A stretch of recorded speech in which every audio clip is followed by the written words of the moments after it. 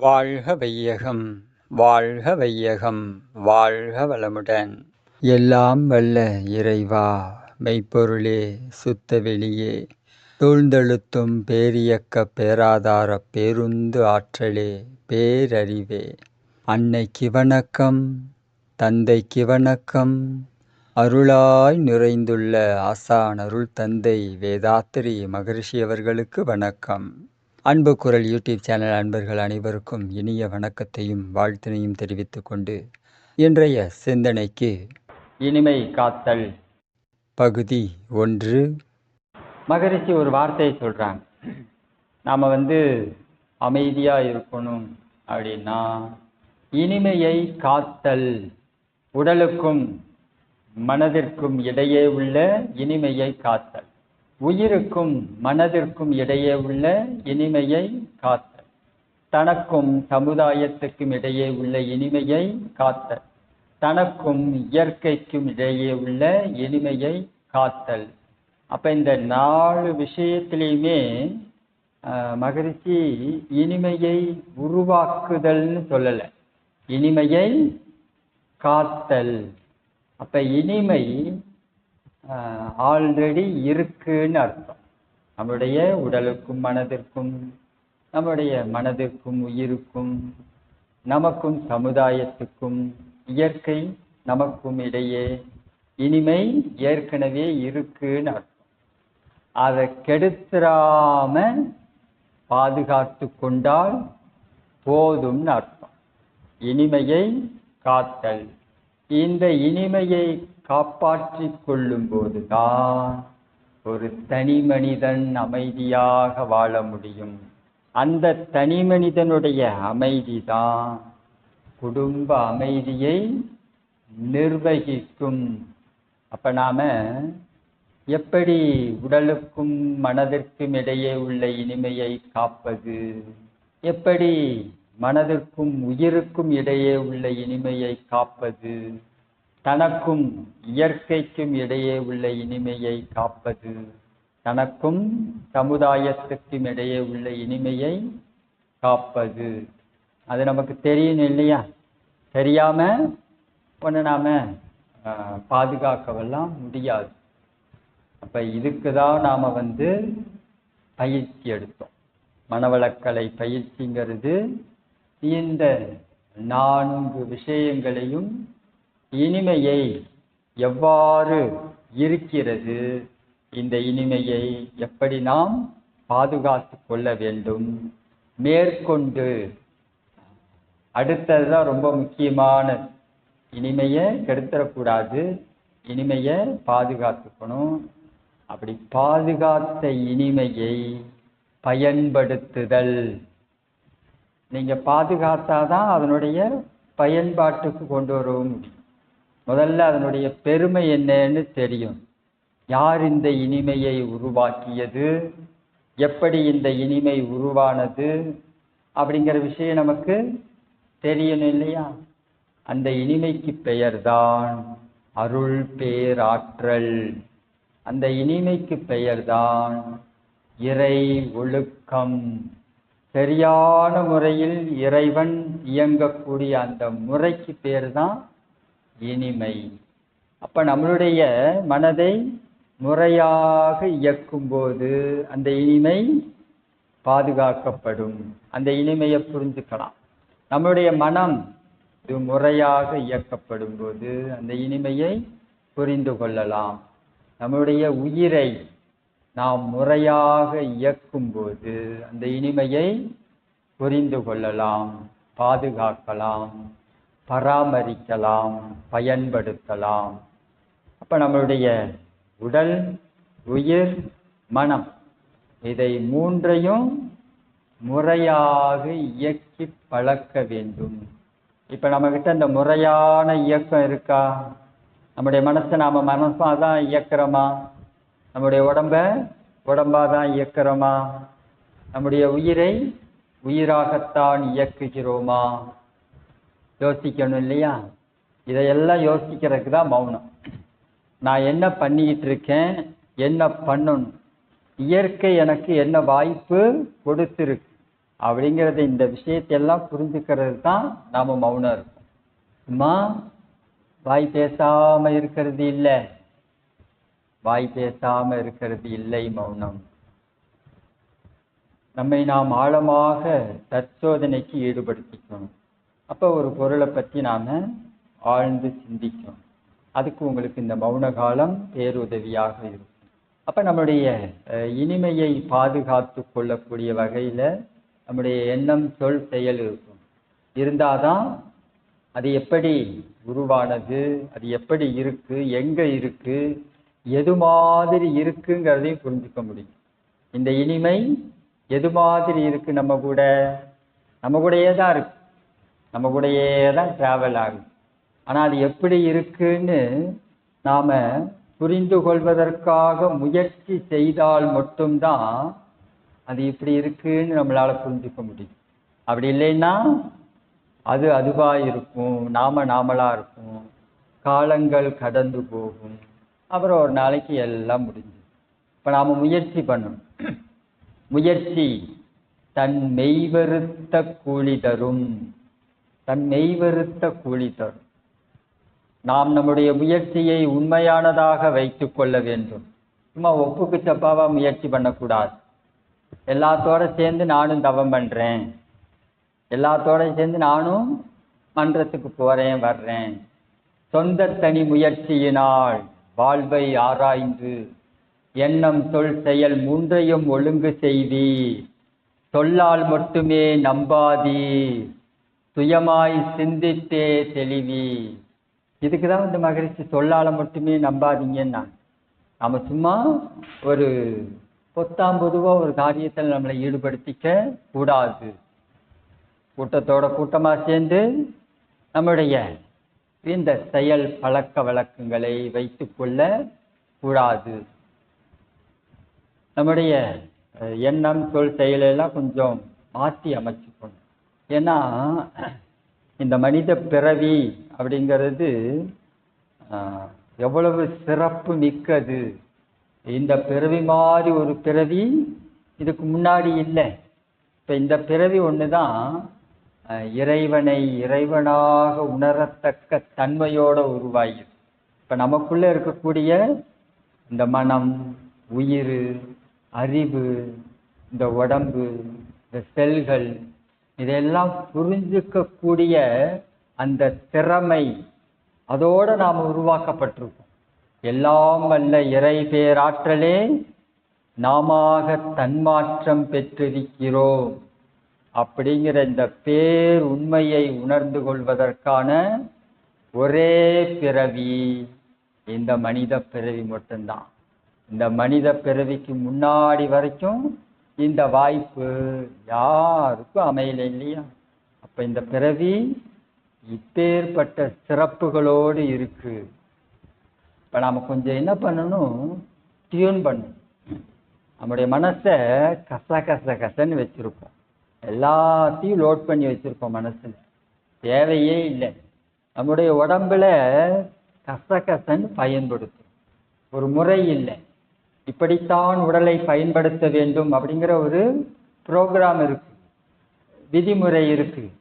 ஆனால் அந்த விதிமுறையை நாம தெரிஞ்சோ தெரியாமலோ அது பெருசா நமக்கு இதுக்கு முன்னாடி வரைக்கும் அறிமுகமாகலை.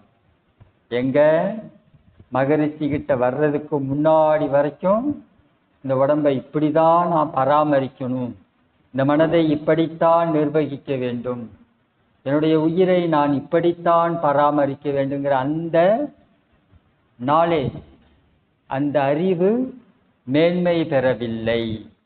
பரவாயில்ல, போன காலம் போகட்டும். ஆனால் இனிமே வரக்கூடிய காலகட்டங்களில் நாம் இதை கொஞ்சம் ஆழ்ந்த சிந்தனைக்கு எடுத்துக்கணும். இப்போ மௌனத்தை அதுக்காக நீங்கள் பயன்படுத்துங்க. இந்த உடம்பினுடைய பெருமை என்னங்கிறத புரிஞ்சுக்கங்க, நம்முடைய மனதினுடைய பெருமை என்னன்னு புரிஞ்சுக்கங்க, நம்முடைய உயிரினுடைய பெருமை என்னன்னு புரிஞ்சுக்கங்க. அந்த பெருமை இன்னது என்பது உங்களால் புரிந்து கொள்ளும் போதுதான் அதுல நீங்க வாழவும் முடியும். ஒன்றினுடைய பெருமை நமக்கு தெரியாத போது அதை பயன்படுத்தக்கூடிய முறை இருக்கு இல்லையா, அது சரியா இருக்காது. இப்போ செல்போனே நம்ம கிட்ட இருக்கு. இந்த செல்போன்ல அது ஒரு ஓப்பன் சொசைட்டின்னு வச்சுக்கோங்களேன். இந்த செல்போனுங்கிறது ஒரு ஓப்பன் சொசைட்டி. இந்த செல்போனை நீங்கள் எதுக்கு வேணாலும் பயன்படுத்தலாம். அதில் நல்லதும் இருக்கு, கெட்டதும் இருக்கு. அப்போ இதை நல்லதுக்காக மட்டும் நான் பயன்படுத்துவேன் அப்படிங்கிற அந்த தெளிவு இருந்தால் மட்டும்தான் இந்த செல்போன் நமக்கு பெருமைக்குரியதாக இருக்கும். அப்படி இல்லாட்டி இப்போ இதை நாம் கொஞ்சம் இது மாதிரி தான் எல்லாத்தையும் பயன்படுத்துகிறோம். அதனுடைய பெருமை என்னன்னு தெரிஞ்சுக்கணும், அதில் இருக்கக்கூடிய நன்மை தீமை என்னன்னு புரிஞ்சுக்கணும், நமக்குள்ளே இருக்கக்கூடிய நன்மை தீமை என்னன்னு புரிஞ்சுக்கணும். புரிஞ்சுக்கிட்டோம்னா நம்மளுடைய வாழ்க்கையில் இந்த இனிமையை காப்பாற்றி கொள்வதற்கான சிந்தனை திறன் அது மேலும். நம்முடைய உடலுக்கும் மனதிற்குமான இனிமை, நம்முடைய மனதிற்கும் உயிருக்குமான இனிமை, சமுதாயத்துக்கும் நமக்கும் இடையே உள்ள இனிமை, இயற்கைக்கும் நமக்கும் இடையே உள்ள இனிமை, இதெல்லாம் நாம் காப்பாற்றி வைக்கிறது தான் நம்முடைய வாழ்க்கையே. இதை காப்பாற்றி இதனுடைய பெருமையை உணர்ந்து அதை நல்ல முறையில் பயன்படுத்துறது தான் இந்த மனித பிறவியினுடைய அமைப்பு. அருள் பேராற்றலை பயன்படுத்துதல், இந்த இனிமைங்கிறது அதுதான் அருள் பேராற்றல். அருள் பேராற்றல் தான் நம்மிடையே இனிமையாக இருக்கிறது, ஆரோக்கியமாக இருக்கிறது, சீரிய சிந்தனையாக இருக்கிறது, அருள் தன்மையாக இருக்கிறது. இப்போ நாம் எல்லாரும் தவம் பண்ணோம் இல்லையா? புலன்கள் மேலே தவம். எதுக்காக இந்த புலன்கள் மேலே தவம் பண்ணோம்? இந்த புலன் ஒவ்வொன்றும் ஒவ்வொரு பக்கம் ஓடுது, இழுக்குது. அப்போ இந்த புலன்கள்கிட்டேருந்து நம்ம புலன்பயப்பட்ட தன்மையிலிருந்து நாம் மாறணும். அதுக்காக தான் இந்த பஞ்சேந்திரிய தவம். இது நமக்கு ஆரம்பத்தில் இந்த சிந்தனையோடு நகரணும். அதுக்கப்புறம் இதில் என்ன பண்ணணும்? சக்ஸஸ் ஆகணும். எப்படி நாம் சக்ஸஸ் ஆகும்? புலன்களை பயன்படுத்தக்கூடிய விதத்தை நாம் மாற்றி அமைக்கணும். நம்முடைய கண்ணை தேவையில்லாத விஷயத்துக்கெல்லாம் பயன்படுத்தக்கூடாது. நம்முடைய நாக்கை தேவையில்லாத விஷயத்துக்கெல்லாம் பயன்படுத்தக்கூடாது. இப்போ இந்த காது தேவையில்லாத விஷயத்துக்கெல்லாம் பயன்படுத்தக்கூடாது. நம்முடைய மூக்கு, தோல், பரிச உணர்வு, இதெல்லாம் தேவையில்லாததை என்ன பண்ணக்கூடாது? ஏற்றுக்கொள்ள கூடாது. அப்போ நான் இதெல்லாத்தையும் தேவையில்லாததுக்கெல்லாம் பயன்படுத்துகிறேன் அப்படின்னா நாம் புலன் சார்ந்த தன்மையில் தான் இருக்கோன்னு அர்த்தம். அப்போ அதிலிருந்து வெளியே வர்றதுக்கு தான் இந்த தவம். இந்த பயிற்சி செய்ய செய்ய, தவம் செய்ய செய்ய அதிலிருந்து வெளியே வரும். நாமளும் என்ன பண்ணணும்? வெளியே வந்துடணும். பழக்கத்தில் மறுபடியும் போய் அங்கேயே ஸ்டேபிள் ஆகக்கூடாது. மறுபடியும் போய் அங்கேயே போய் ஸ்டேபிள் ஆகிடக்கூடாது. இந்த நாக்கை வச்சுக்கிட்டு நல்ல வார்த்தைகளை மட்டும் பயன்படுத்தணும். தேவையில்லாத வார்த்தைகளை இந்த நாக்கிலிருந்து வெளிப்படுத்தக்கூடாது. அதுக்கு தான் தவம். நாக்கு நமக்கு 2 விதத்தில் பயன்படுது. ஒன்று சுவையை கொடுக்குது, இன்னொன்று மொழி, நம்முடைய உணர்வுகளை வெளிப்படுத்துவதற்காக நல்ல மொழியாகவும் பயன்படுகிறது. அப்போ நாம் இந்த நாக்கை வச்சு நல்ல வார்த்தைகளை மட்டும் பேசணும். அப்படி நல்ல வார்த்தைகளை மட்டும் பேசி இந்த நாக்கு தயாராக இன்னொரு பக்கம் இந்த நாக்கு அருள் தன்மை ஓங்கும். இப்போ நீங்கள் நாக்கை மோசமான வார்த்தைகளை கொண்டு பிரயோகிக்கிறீர்கள் அப்படின்னா இந்த நாக்கில் என்ன இருக்காது?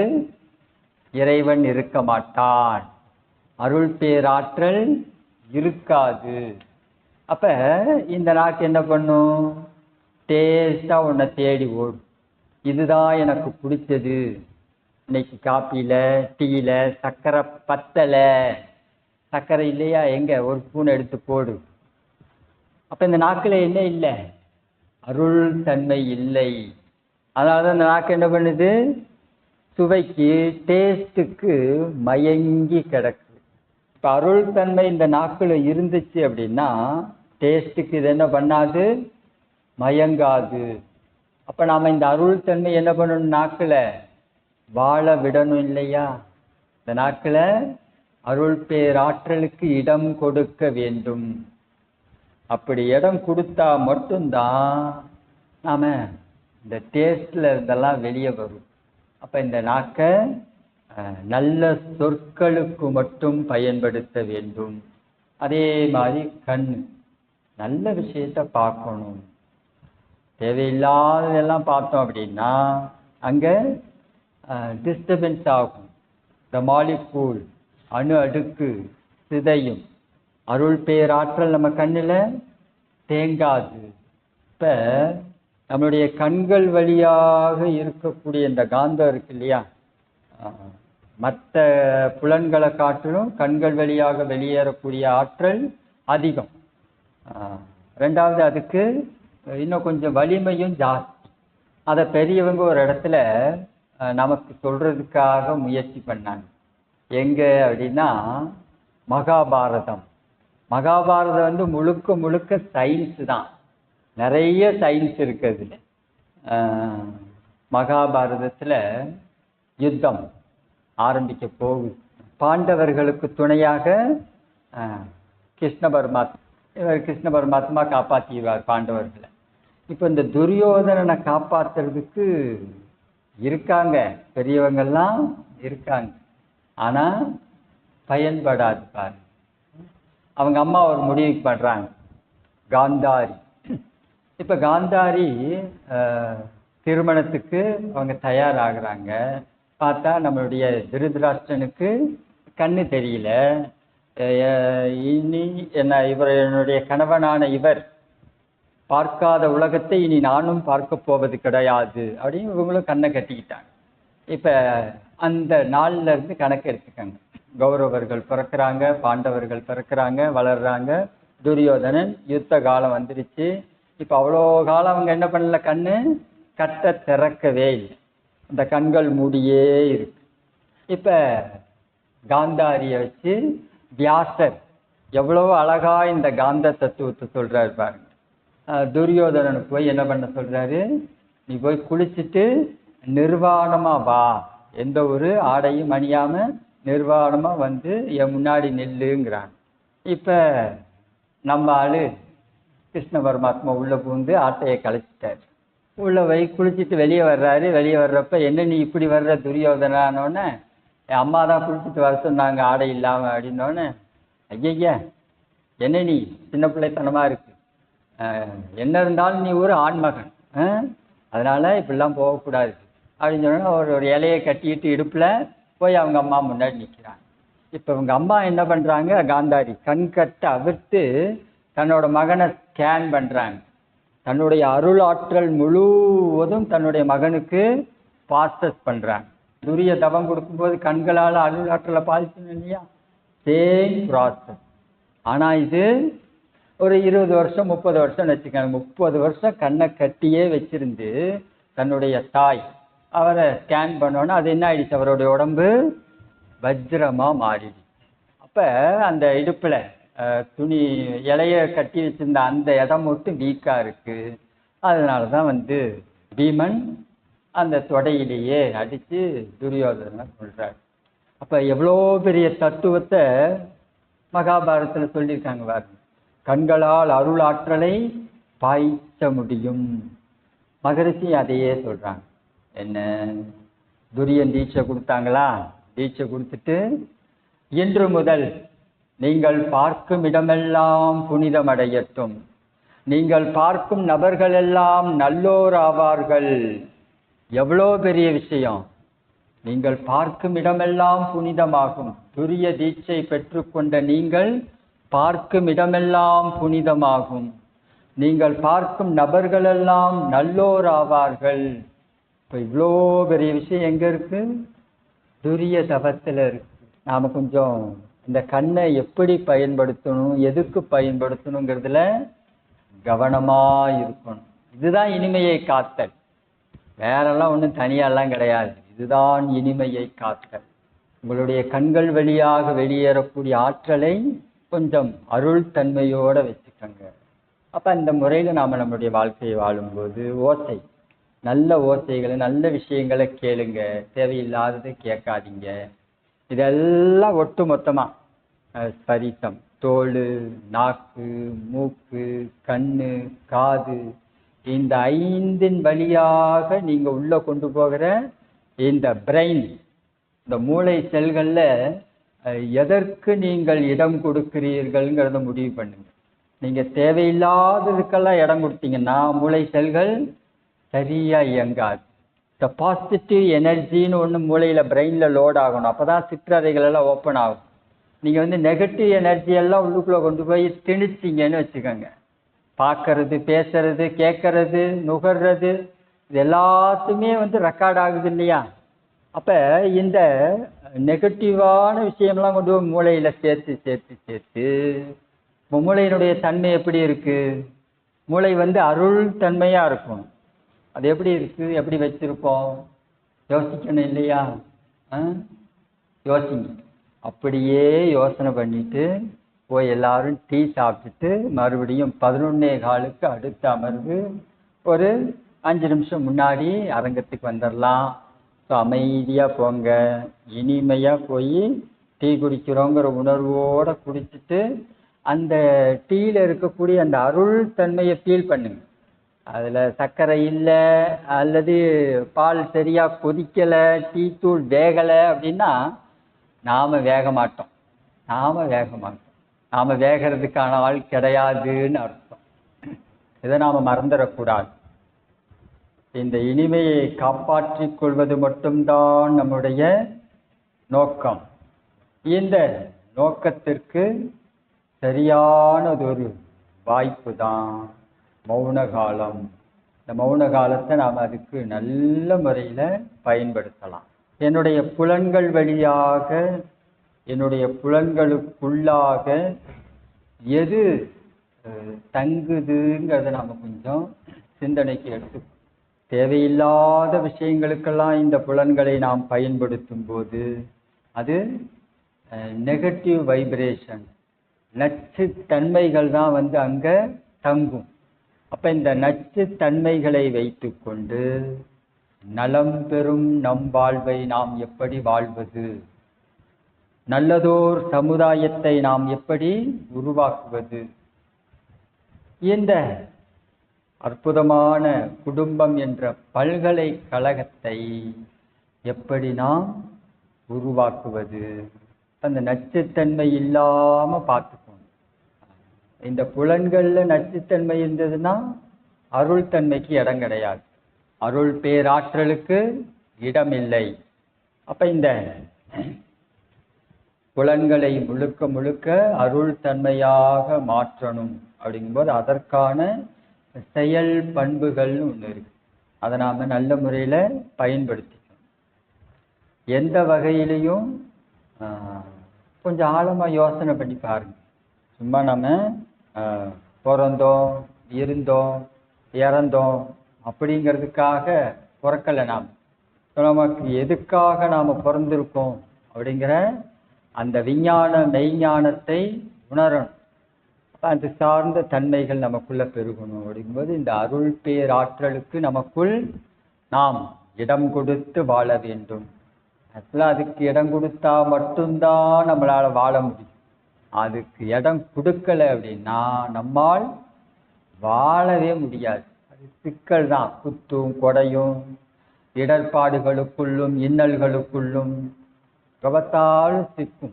நம்முடைய மனசு சிக்கும், நம்முடைய உடம்பு சிக்கும், நம்முடைய வாழ்க்கை சிக்கும். உடலிலே நோய், மனதிலே குழப்பம், வாழ்க்கையில் சிக்கல், இதெல்லாம் இருந்துக்கிட்டே தான் இருக்கும். அப்போ இதெல்லாம் நாம் வாழக்கூடிய பகுதியே இல்லை. குறைபாடு, குழப்பமில்லாத மனம், சிக்கல் இல்லாத வாழ்க்கை, இப்படி வாழ்கிறதுக்காக தான் நாம் வந்தோம் இந்த பூமிக்கு.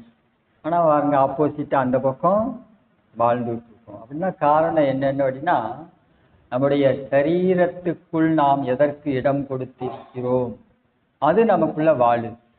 அது வெளிப்படுத்தக்கூடிய தன்மை தான் எண்ணம் சொல் செயலாக இருக்கு. அப்போ இது என்ன பண்ணுது? சிக்கல்களை உருவாக்குது. அப்போ நாம் இந்த நிலையிலேருந்து மாற்றி அமைச்சுக்கணும். நம்முடைய செல்களை நாம் டிஸ்டர்ப் பண்ணக்கூடாது. செல்களுக்கு துருவ அமைப்புன்னு இருக்கு இல்லையா? வட துருவம், தென் துருவம். இதை நாம் கொலாப்ஸ் பண்ணக்கூடாது. நாம் கோபப்பட்டோம், கவலைப்பட்டோம் அப்படின்னா இது கொலாப்ஸ் ஆகும். அணு அடுக்கு சீர்குலைவு உண்டாகும். அணு அடுக்கு சீர்குலைஞ்சிச்சு அப்படின்னா உடனே அங்கே கெமிக்கல் ரியாக்ஷன் ஆகும். நம்முடைய உடலுக்கு பொருந்தாத கெமிக்கல்கள் சுரக்கும். நம்முடைய மனதுக்கு பொருந்தாத கெமிக்கல் ரசாயன அமைப்புகள் உருவாகும். அப்புறம் இதன் விளைவாக தான் நாம் அனுபவிக்கிறது துன்பம். உடல்ல நோய், மனதில் குழப்பம், வாழ்க்கையில் சிக்கல். அப்போ இது எல்லாத்துக்கும் காரணம் என்ன? இந்த அருள் தன்மைக்கு நம்மிடம் நாம் இடம் கொடுக்காது வாழக்கூடிய வாழ்வியல் முறை. அப்போ இந்த இனிமையை காத்தல்ங்கிறது தான் அந்த அருள் தன்மைக்கு நமக்குள் நாம் இடம் கொடுப்பதாகும். அதுக்கு இடம் கொடுத்து வாழணும். நம்முடைய புலன் தன்மைகளை மாற்றி அமைச்சுக்கணும். நம்முடைய ஸ்பரிசத்தில் அருள் தன்மைக்கு இடம் கொடுக்கணும். கண்ணு, காது, மூக்கு, தோல் எல்லாத்துக்கும் அதுக்கு இடம் கொடுக்கணும். அதுக்கு இடம் கொடுத்து வாழும்போது தான் நம்முடைய வாழ்க்கை இனிமையானதாக இருக்கும். இந்த இனிமையைத்தான் நமக்குள்ளாக நாம் உணர்ந்த அனுபவம் பெற்ற விஷயத்தை மட்டும்தான் நம்மால் மற்றவர்களோடு பகிர்ந்து கொள்ள முடியும். இந்த விஷயத்தை நாம் கொஞ்சம் புரிஞ்சுக்கணும். நாம் பெறாத அனுபவங்களை அல்லது நாம் பெறாத மனத்தன்மைகளை, அமைதியை மற்றவர்களோடு நம்மால் பகிர்ந்து கொள்ள முடியாது. அதனால தான் குடும்பத்தில் எல்லா பிரச்சனையும் நடக்குது. ஏன்னா அவங்களுக்கு இனிமையை உணரலை, அவங்க அமைதியை உணரலை, இந்த உடலினுடைய மதிப்பு என்னன்னு தெரியலை, நம்முடைய மனதினுடைய மதிப்பு என்னன்னு தெரியலை, உயிரினுடைய மதிப்பு என்னன்னு தெரியலை. அப்போ தெரியாமல் இதெல்லாம் பயன்படுத்தும் போது அது வேறு விதமான தன்மைகளை நமக்குள்ள உருவாக்குது. அப்படி உருவான தன்மையை தான் நாம் எண்ணம் சொல் செயலாக வெளிப்படுத்துகிறோம். அப்போ இதில் குடும்ப அமைதி என்ன ஆகுது? கொலாப்ஸ் ஆகுது. குடும்பத்தில் அமைதி இல்லை, விட்டு கொடுத்தல், சகிப்புத்தன்மை, தியாகம் இல்லை. குடும்பத்தில் பார்த்தா ஒரே சண்டை, சச்சரவு. பாருங்க, உங்கள் உடம்புக்குள்ளே நடக்கிறதெல்லாம் குடும்பத்தில் நடக்கும்.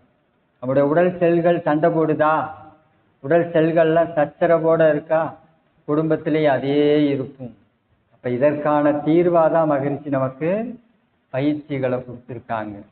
அப்போ உடல் செல்கள் சண்டை போடக்கூடாது, தன்மையாக இருக்கணும். நம்முடைய உடம்புல தேவையில்லாத ரசாயன அமைப்புகளை நாம் உருவாக்கி கொள்ளக்கூடாது, இனிமையாக இருக்கும். அப்படி இருந்தால் மட்டும்தான் நம்முடைய குடும்பத்தில் அமைதி என்பது இருக்கும். நம்மகிட்ட இருக்கிறது தான் நம்மளால் ஷேர் பண்ண முடியும். யதார்த்தமான உண்மை, என்னிடம் இல்லாத ஒன்றை நான் மற்றவர்களோடு பகிர்ந்து கொள்ள முடியாது. இதுதான் யதார்த்தம். அப்போ நீங்கள் உங்களுக்குள்ள எதை இம்ப்ரூவ்மெண்ட் பண்ணி வச்சுருக்கீங்கன்னு பாருங்கள். இதில் சில விஷயங்களில் சிக்காமல் நம்ம வாழணும். பொருள், புகழ், அதிகாரம், புலன் இன்பம், இதிலெல்லாம் சிக்கிக்கக்கூடாது. இதிலெல்லாம் சிக்கணும் அப்படின்னா நம்முடைய உடல் தன்மை மாறி போயிடும், மனதினுடைய தன்மை மாறி போயிடும், உயிரினுடைய தன்மை மாறி போயிடும்.